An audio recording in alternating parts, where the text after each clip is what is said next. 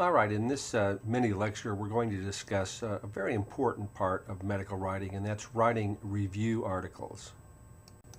Well, the first question is, why should we write or even read review articles? Well, information printed in reports of clinical trials takes several years to reach textbooks. So review articles fill a need, they fill a void that fits between individual journal articles and textbooks.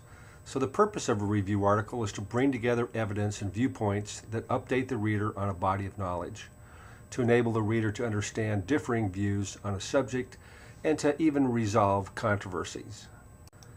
Review articles are usually written by true experts rather than by persons who are qualified only by their intense interest in the subject. The list of references, one of the parts most valued by readers, must be accurate, and review articles are up to 5 times as long as the ordinary report of a clinical study. Writing review articles is a huge investment of your time. A review article will be read by a wider, more general audience than those who read the report of a study.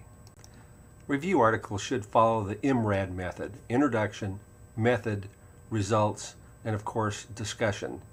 The results are basically the heart of the article. Now, before submitting the review, you should ask yourself the following questions. Who's the intended reader? We've talked about this before. Who's your audience? What is the purpose? Does the review address a question that is relevant to the reader's clinical practice or interest? And are the questions and methods clearly stated? And did you describe the criteria used to determine which articles to review? You should also ask yourself, did you include your methods for assessing the validity of the primary study?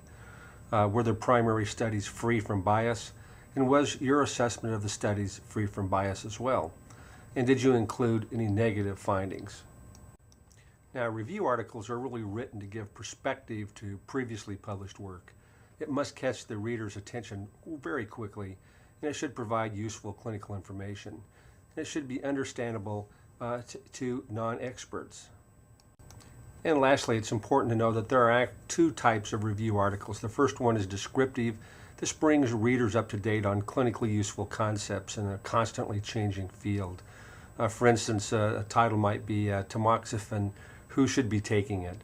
The second type of review article is evaluative, and this answers a specific question, such as, should tamoxifen be given to women at risk for heart disease? So it's important to know the difference between the 2 types of review articles. Well, hopefully that was helpful as you look at the types of review articles. So again, thanks for listening, and I'll see you down the road.